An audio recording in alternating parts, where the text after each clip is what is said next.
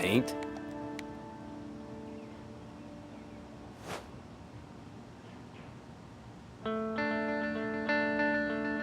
Home phone is normal. Cell is black flip.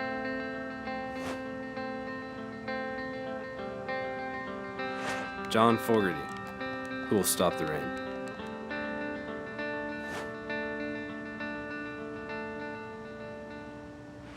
Wayne Gretzky, scoring the 77th goal of the season.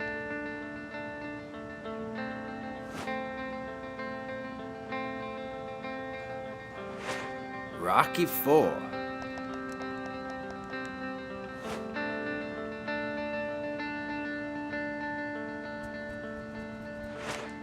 Money for a car.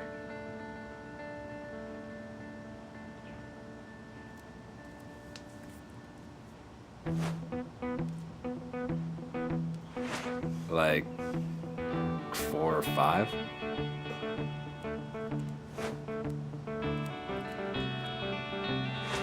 Sure, why not?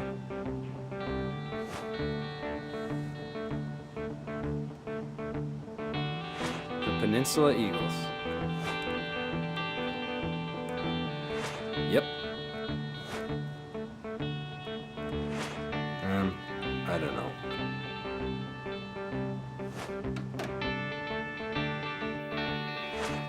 If I could, I wouldn't.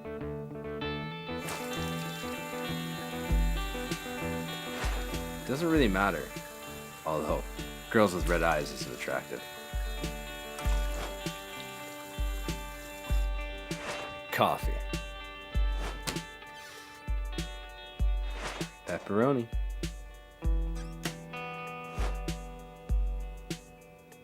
Cola. A dinky donut. Not so much.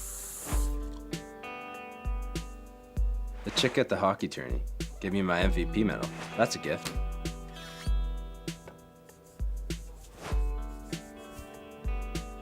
Maybe.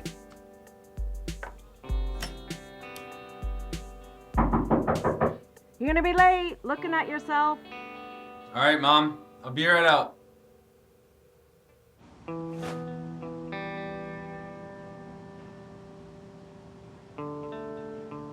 Two sisters, one brother.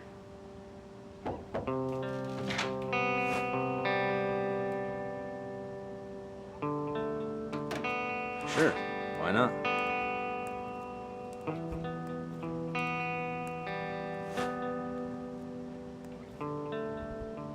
It's good.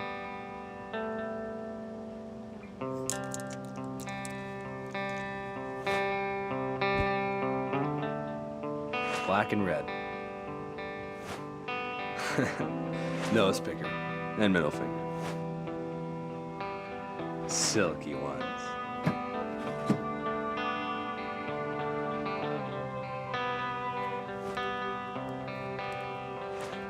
Oh, yes.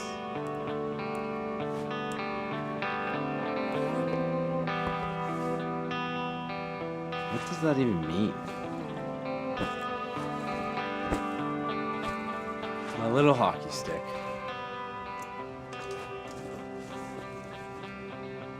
Probably when my knee messed up last year in hockey.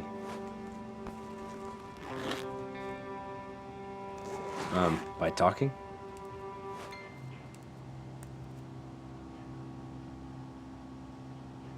On the water. Hockey. Number 14.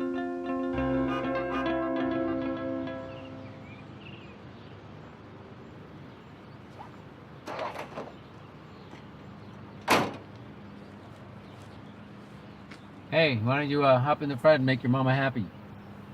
Mama? Alrighty. That's for you, Mom. Just for you. Were you guys waiting on me or something? God. I was just putting my makeup on.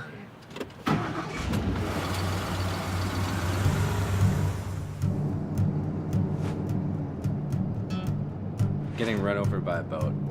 That would suck so bad. Sometimes.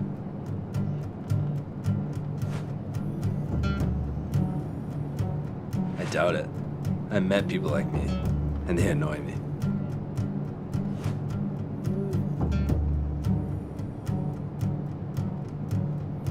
Not really. You know, all random. My mother's cell.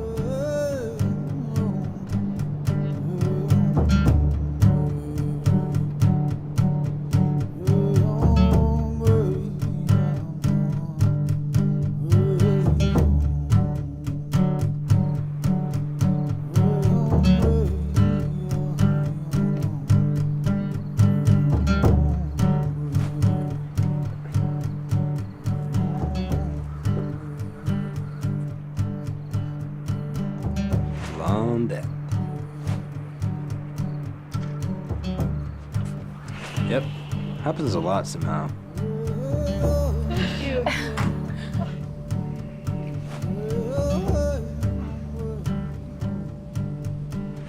The Toronto Maple Leafs.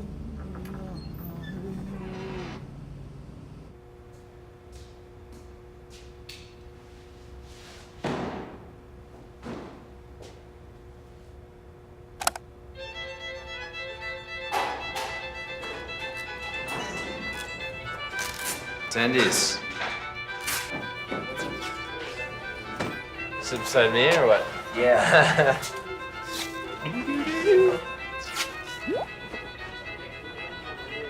Anyone else get this text? We need to beat these guys tonight. Prove point. Gentlemen. Hey, coach. Gordon. Music? Okay, boys. I'm looking for a victory today against these Royals. Is that understood? Yeah. All season long, they've been giving us fits. We all play them, and we end up on the losing end of the skids. Jacob's in net today, and we have to protect him in all manners. Plug up our zone, and let's bring it today, all right? Jordan, I need some goals in that stick today, okay? All right. All right. Let's do it, guys. Okay.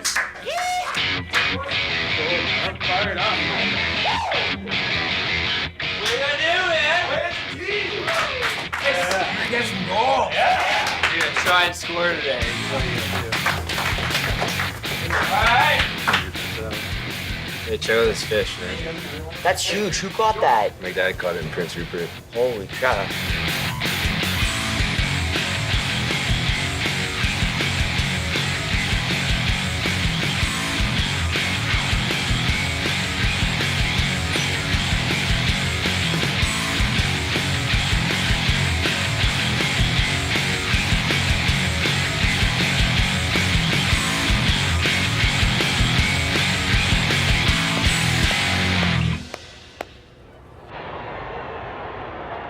Way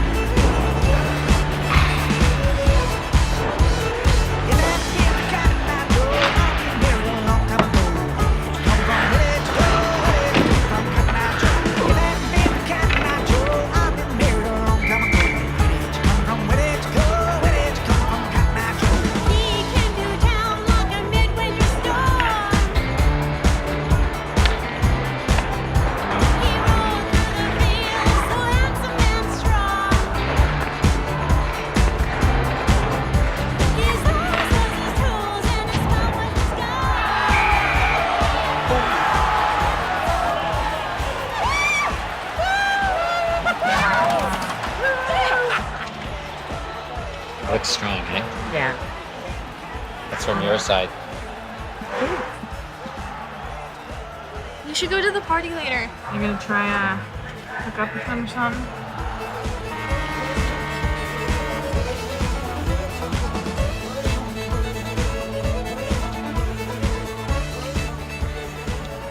Okay, boys, not a bad period, but let's create some snotty goals, get in front of the goalie, screen them, shots from the point. All right, let's go.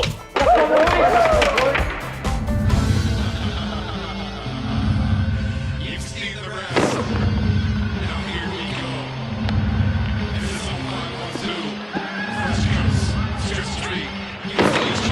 Thursday school dropouts. World War. Don't teach all 12 to stunt. I'm a ninja with an attitude, crushing these runs. Homework your butt, let you fight for second. Cause it'll only take a second for the microphone check it. Quick, fast, automatic, taking out the whole second. How you gonna hire that much damn protection? There's no election, you can't rig this year. No one's playing up your jig this year. Your same old sounds ain't fake this year. Good spot for your ring, let's dig this year. All the rest, now here we go. Seems impossible to stop me. So, you gotta put a tag upon my toe. Cause it seems like how we can do that on the show. Turn it up, put him on my stereo. You've seen all the rest, now here we go. Your style's the anti-boom. My rap's the anti-gravity. Your end is coming soon. So sad to see more tragedy in this city of policies. Service suckers in all realms of reality. From the nation down to municipalities. No more excuses for your front and your fantasies. I got a real problem with speaking my mind. I got another huge problem with making these rhymes. I've heard a few feelings from time to time, but there's a million kids out there just dying around. Hit another track and take it back. Before money was a focus and it faded to black. Now most folk kids are graduated to crack. Get rehabs and doing church in this industry. Wow. You've seen all the rest. Now here we go. Seems impossible to stop these folks. Stop them up in stereo. You've seen all the rest. Now here we go. Got to bear down to the third here. Let's get hard on that back check, get in front of the goalie, and really get aggressive, whatever it takes to get that puck in the net. Okay, let's go.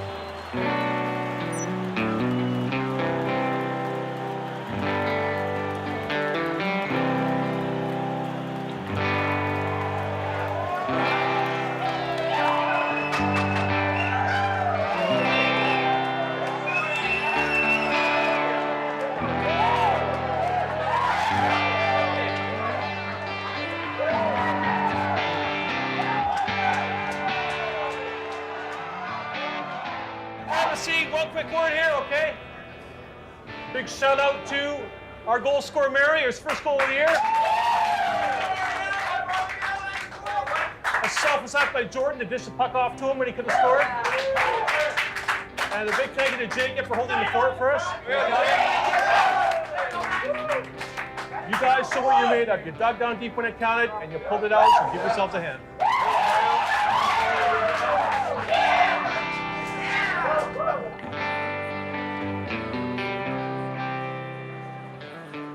Not today. Not today. Not today. I remember this video like on the side. It changes with the time. So it's like a. Oh, wintertime is trans. Okay, how do I send it? Jacob's gains. Really?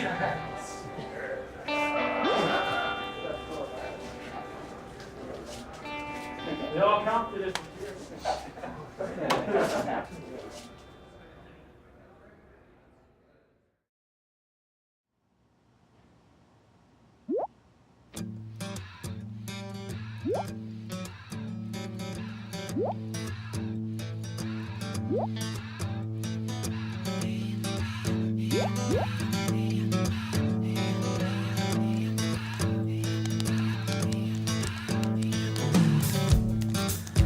Tell me something about your history. Tell me something about your life. 'Cause I wanna know if I can survive. 'Cause I wanna know if I will survive.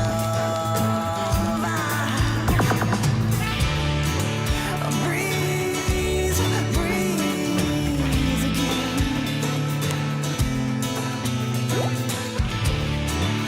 Breathe, breathe again.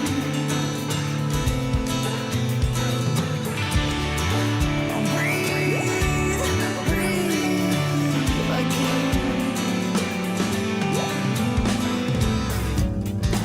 Please don't go, shimmer of hope. Let's pass the time. Take it slow, don't overflow.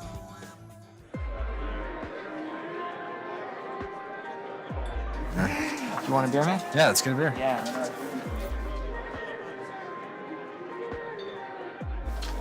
Oh, hey. How's Bear doing? Maybe I should take him upstairs. All good. Great. See you guys. Thanks for having us. So, got a beer. Sweet. Cheers, brother.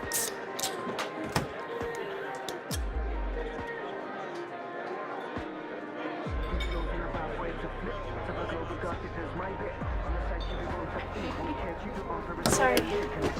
Oh, how's it going? I'm good. How about you? Good. What are you looking at? Last summer, I caught a 25-pound sockeye salmon. It's crazy. Yeah. Did I see you at the game today? Yeah, I was there. Yeah? You were there? I didn't actually get the chance to meet you. I'm Alexia. I'm Jordan. Nice to meet you. Nice to meet you.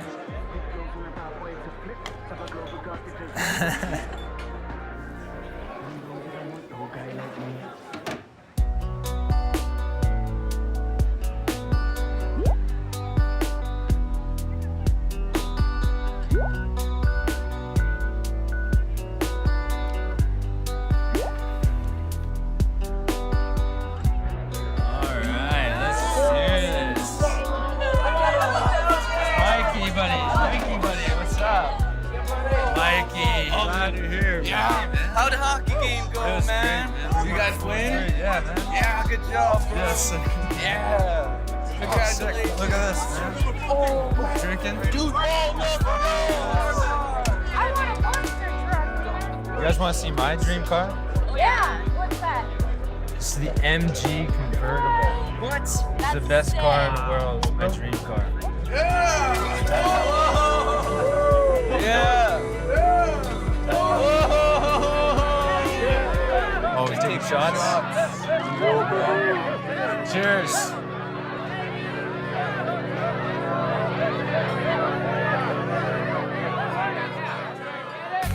Yeah, this is Oz 12, Omen Productions, you know what I'm saying? And where I come from, you know, it's still like cowboys and Indians out there.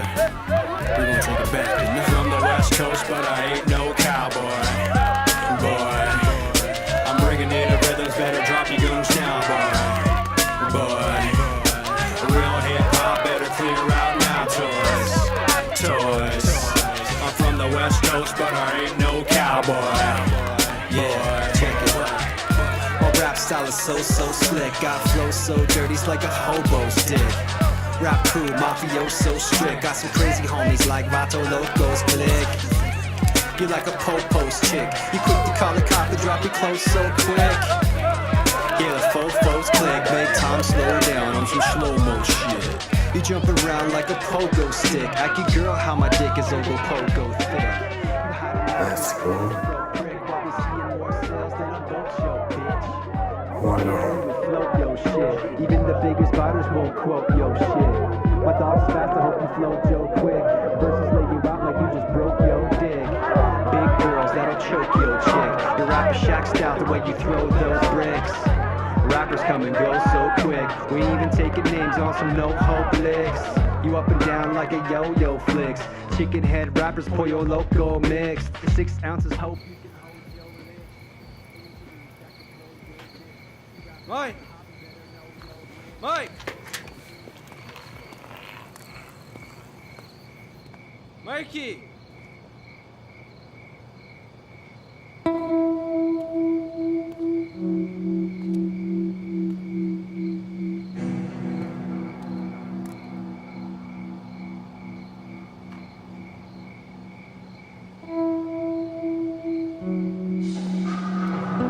Anyone else get this text? What that? It's this party thing going on. Oh! I don't even know if I'll go.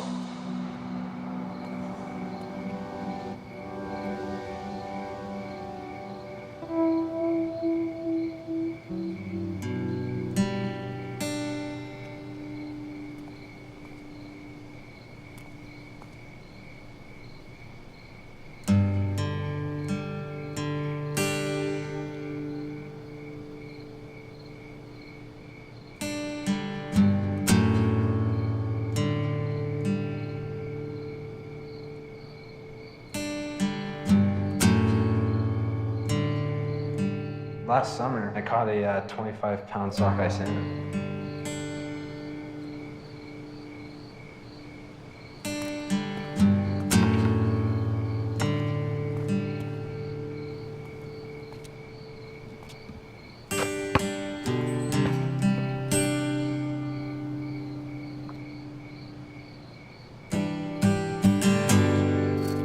Hey, hungry. Hey, hungry. I'm snagged. I'm snagged. Hey, hungry.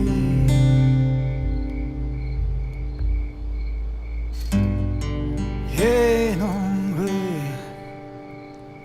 Hey, hungry. Hey, yo. Hey, hungry. Mikey, stop! You hurt yourself! Hey, hungry, yo. Hey, yo. Hey, yo, yo. Hey, yo. Hey.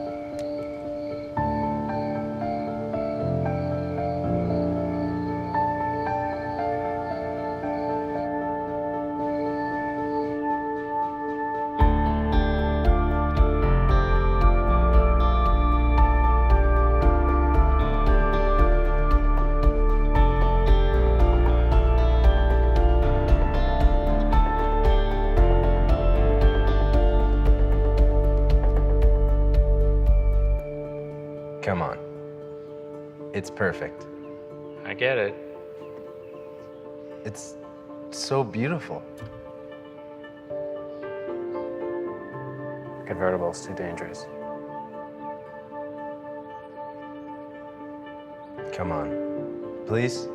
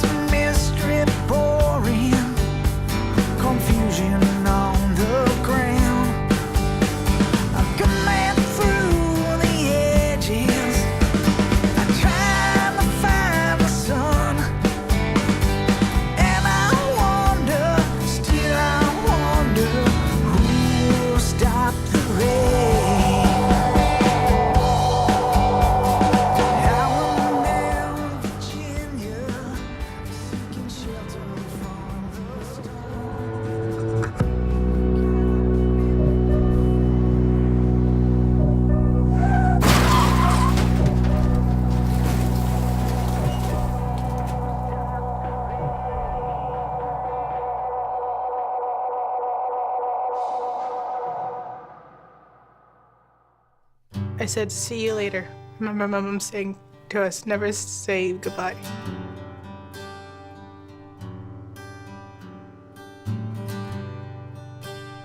I waited up until 2 in the morning for him. And every single night, he would knock on the door 3 times, and that's how he said goodnight. That didn't happen that night.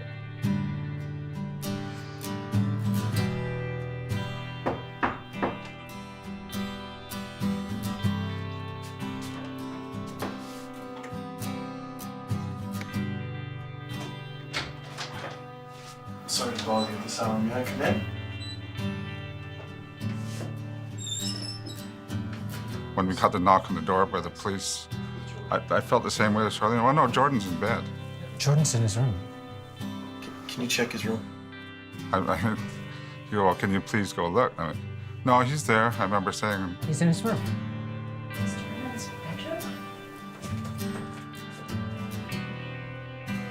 Is Jordan in the bedroom? I opened the door.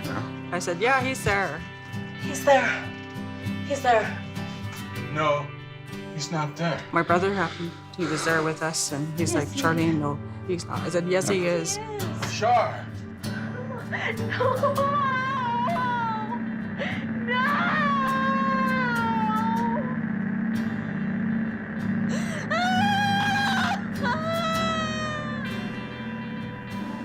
I woke up to my mom screaming.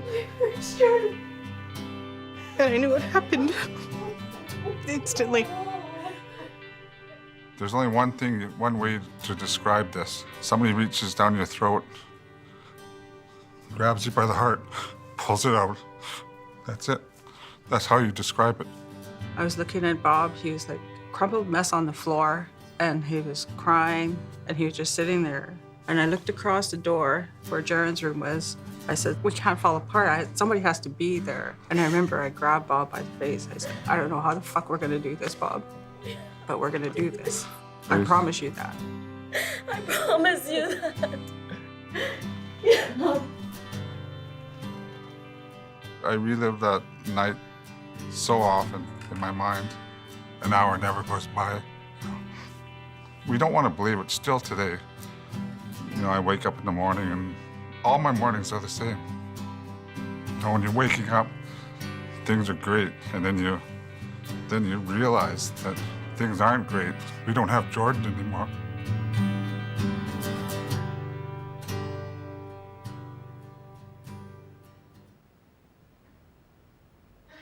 What's your wish for yourself? Make the Panthers. That's a good resolution. I hope that comes true for you. Mwah. Happy New Year's, man. Happy New Year. I love you.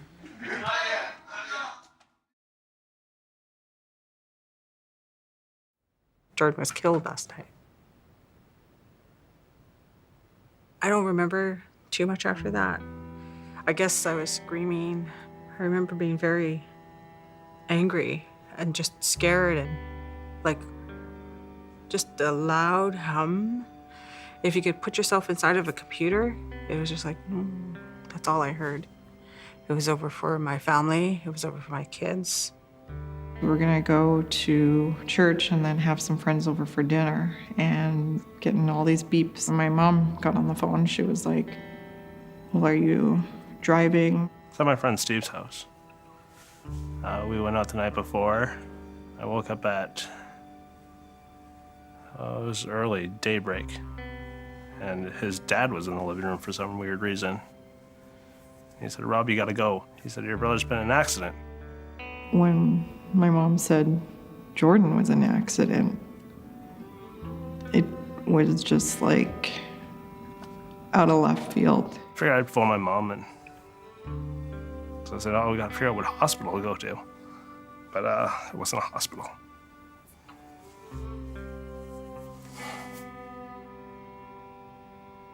I couldn't see him. They wouldn't let me see him because his poor body was mangled in the accident. It knocked me down like a ton of bricks. It's one of the worst days of my life.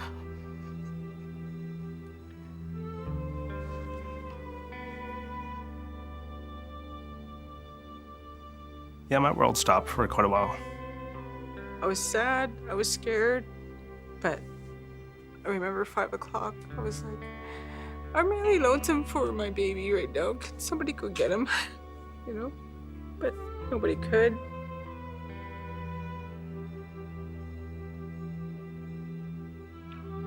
I wish I had a clear answer as to what happened. I have theories. When he went to the party, I learned later that one of his friends got into a bicycle accident, and because Jordan's accident was in the vicinity of the hospital, it makes me believe that he went to check on his friend. Police interviewed everybody thoroughly. They checked Facebook, they checked all his text messages. One of them walked up to me and said, you know, we believe this is the first time Jordan has been drunk. I think I counted 42 texts from this young man to go to a party on his phone. Jord, dude, come in. So when Jordan went out at night and did what he did, I was like, something went wrong. I couldn't figure it out. I'm not gullible enough to think that he's never experimented with having a couple beer or whatever, but to see him as intoxicated as they said he was, I'm sure that was the first time. I remember saying, you be careful. I love you. Don't worry, Mom, I got my cell. I love you too. Out the door he went. And that's what I remember most about that night, was his big legs walking up the hill. I say it only was 12 strides, but it was probably more. But watching him walk up there, he had his Dickie D shirt on, his Vans, and his jeans, and he had his John Fogerty shirt on. Walking up that hill like a man. And then his last words to me were, I love you. And that's the last I ever saw him, walking up that street. I realized I'm set for a life of loneliness. Rest of my life, I'm gonna be lonely for my son. We had our first family meeting without Jordan the same day that he died. I knew that wherever he was, whether he was sitting right beside us at that table in that empty chair, he'd be saying, it's my fault. I said, Jordan, we forgive you, honey. It's okay. Because I knew he would take full responsibility. That's the kind of boy he was. Kids they didn't fight as siblings. They loved each other as siblings, and there are no regrets. I told him, it's important that you all know that there are no mean words left between you, you four. You all said you loved each other every day and you meant it. It was over. We had to find a new normal. The void when Jordan died, we're all just like, what do we do now? Each of Gitsan children are born with a system in place already. His two sisters, me, my mom, and my gran, just that's his inner circle. We care for him, we nurture him, we love him right from day one. We make sure that he's clothed, he's got food, he's got, he's warm. And outside of that circle, then there's the aunties, in the Gitsan way, they're the ones who make sure that the child is taken care of. And then beyond that, you have the community itself. In my case, it would have been Gitsigukla.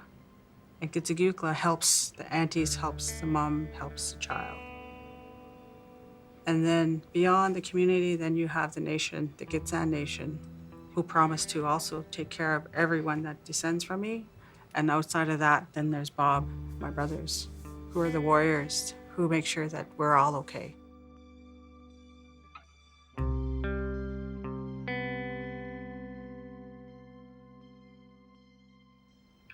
Jordan was born 4 days after my daughter. And so ever since they were babies, like literally babies, we traveled the coast together. So I seen Jordan grow up on the boat. I traveled up north fishing with Jordan the year that he passed away. It's probably my best trip ever, my favorite trip ever. It was great. I just loved it. Loved every second of it. We all loved him, right? Everybody loved him. I really enjoyed watching how fast he learned, because I don't want to shine his apple too much, but his dad is one of the top fishermen on the coast, and Jordan was learning really fast. He wanted to be a highliner fisherman, and he was well on his way. He picked up on a lot of that. He seemed to know the tides and where to go, when. He used to draw boats all the time, so he knew every make and model and how much they cost. My first bona fide special memory of Jordan, I was on my boat, and Bobby and Jordan came down, and I brought out my paints, and he just started to glow. Fishing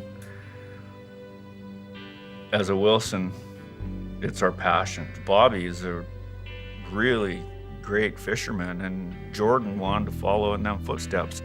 I could see the energy and the love for life that he had, and I just enjoyed watching him to grow and develop. When you have confidence, you can do anything. So the confidence, it probably went hand in hand. Like his confidence in fishing probably translated to the ice. He loved his brother, and that's why he chose number 14, not because of burros or anything. It's because Robbie had number 14. Remember our first play, we go into the corner and he's fighting with two guys, chipping it off the boards back and forth. And I bang my stick on the ice, and he makes a little backhand pass that's right to my tape, and I take a shot and hit the post, and that was our first play together. That was when I really knew how good he was. Yeah, I think of the Wilsons as a second family. Therefore, Jordan, I think of as a second brother. Both the boys have a lot of heart, and the two of them, they put their all into everything. They love the sport. I always remembered, and I took a lot of inspiration from that. I always pushed him pretty hard, so he was playing at our level. He was great to coach. He was very passionate about his hockey. He was definitely one of our go-to forwards. Could always count on him to break a game open. And again, a real personality. I met Jordan just at hockey practice and told me he's a Wilson. I was like, oh, weird. I'm a Wilson too. After a while, it just ended up being a Wilson line. Played hockey with Jordan, great captain, because he always had my back. Even though I was the shortest guy on the team, he made me feel like the tallest. Jordan's always had a heart. for people. He loved people. And when you're on a hockey team, some kids get all the goals, all the points, all the glory. They carry the puck. There's this one boy, was the only boy that hadn't scored a goal for the whole entire season. And of course, Jordan's on the ice, and he sees this boy skating, trying to keep up with him. And Jordan, he stops, slides the puck over nice and careful. He didn't want him to miss the pass. And the kid puts the puck in the net. And that's the kind of boy, that's who he was. That's what he does, right? He was an awesome young man. He probably would have been a great community leader because he had compassion. And to me, our greatest leaders have compassion. He was one of my best friends growing up through schooling and everything. And to be the first kid at school, at a middle school, I was just like nervous already. And he came up to me right away. He's like, "Hey man," I was like, "Do you mind if I play basketball with you?" And sure enough, I was like, "Hey man, like you're my native brother." Like, it's kind of a bond and thing that we had. Jordan was a big inspiration to put my son on the ice.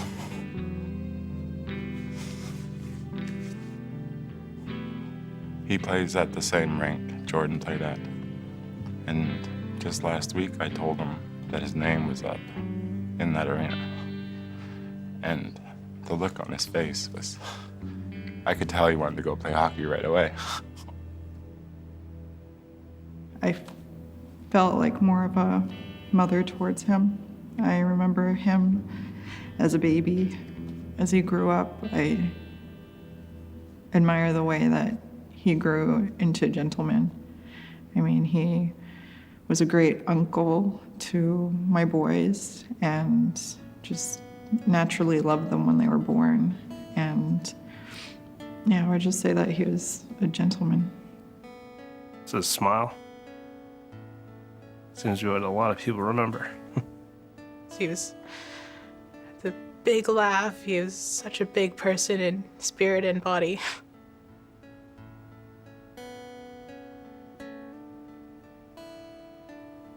I remember my hardest times, I'd ask him to come back. I'd say, "Come to me in my dreams," and I'd have a dream about him. It was nice.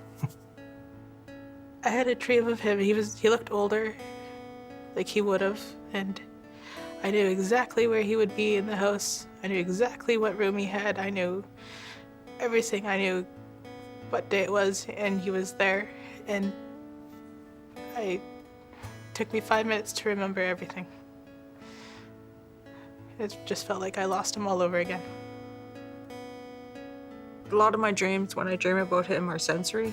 Like I smell his hair, or I can feel his skin. Or I can hear him laugh.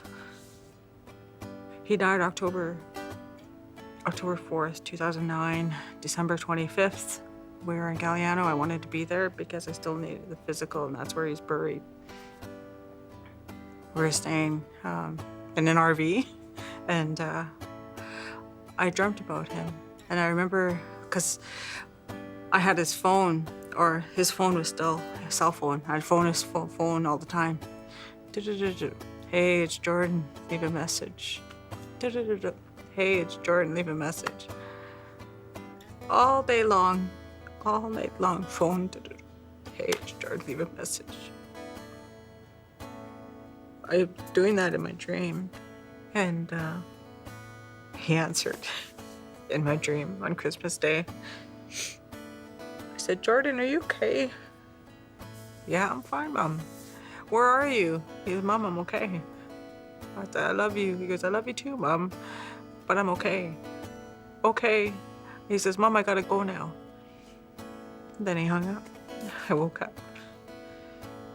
It wasn't until he passed away that I realized how precious life is and how we really need to appreciate the time that we have. It was interesting to see how one life can touch so many people.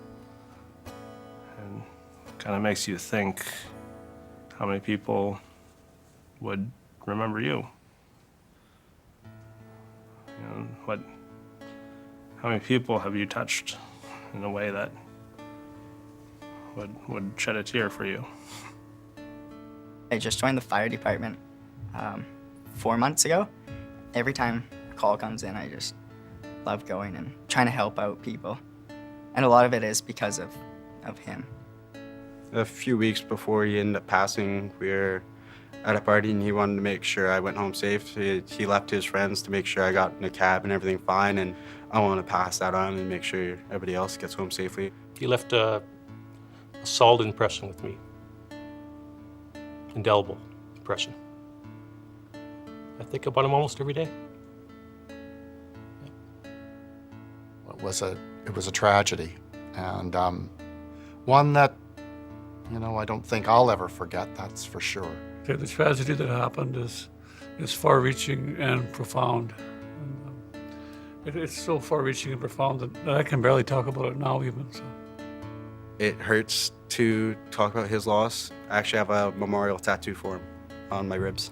He touched my heart, and you know, I look at it and, you know, it's something to help me get through it more.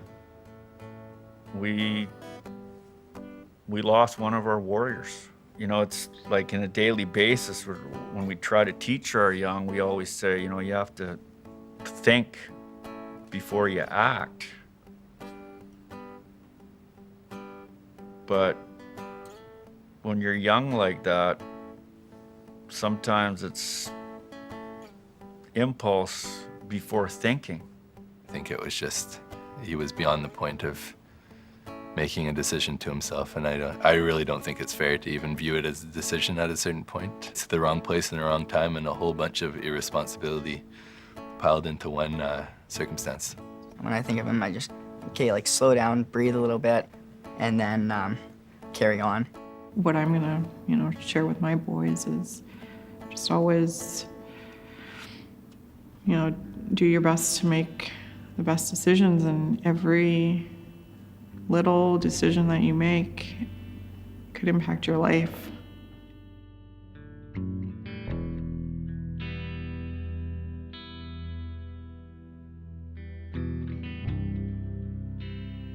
As a mom, you know, one of the things you're worried about is, you know, how your child is conducting themselves all the time. And I couldn't be there every second of his life. He was 17-year-old, by all accounts, a young man, right? But what I think,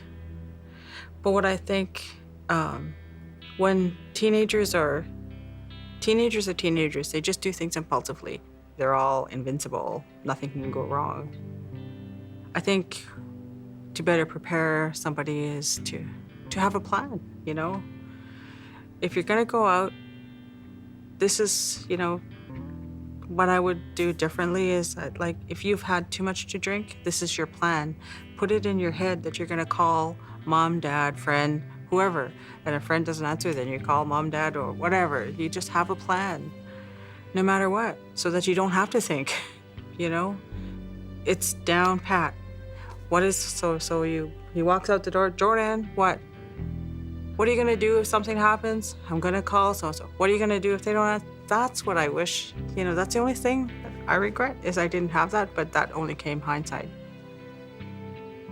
I wish I did that. I didn't do that. He came here and he touched many lives.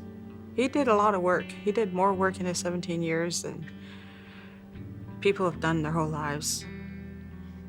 Changed lives with his compassion, with his love, with his caring. So thank you, Jordan. I love you. That's what I want to say. Thank you, Jordan.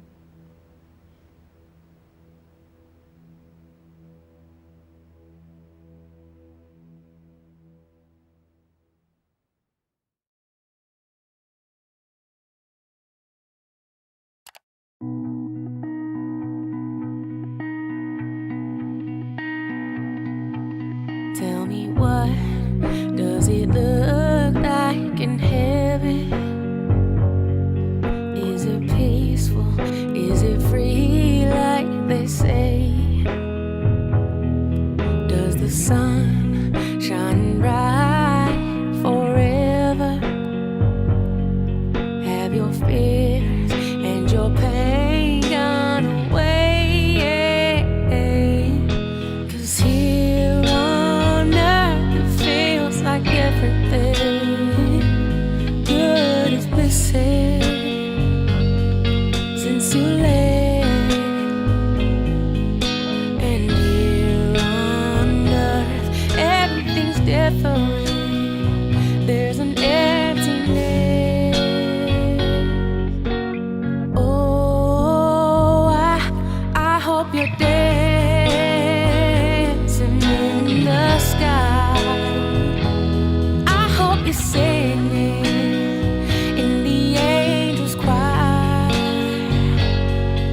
hope the angels know what they have. I'll bet it's so nice up in heaven since you arrived. So tell me, what do you do up in heaven? All your days filled with love and light. Is there music? Is there art and invention? Tell me, are you happy? Are you more alive? 'Cause here on earth it feels like everything good is missing since you left. And here on earth everything's different. There's an emptiness. Oh, I hope you're dancing in the sky, and I hope you're singing in the angels' choir, and I hope the angels know what they have. I'll bet it's so nice up in heaven since you arrived. I hope you're dancing in the sky, and I hope you're singing in the angels' choir, and I hope the angels know what they have. I'll bet it's so nice up in heaven since you arrived. Since you arrived.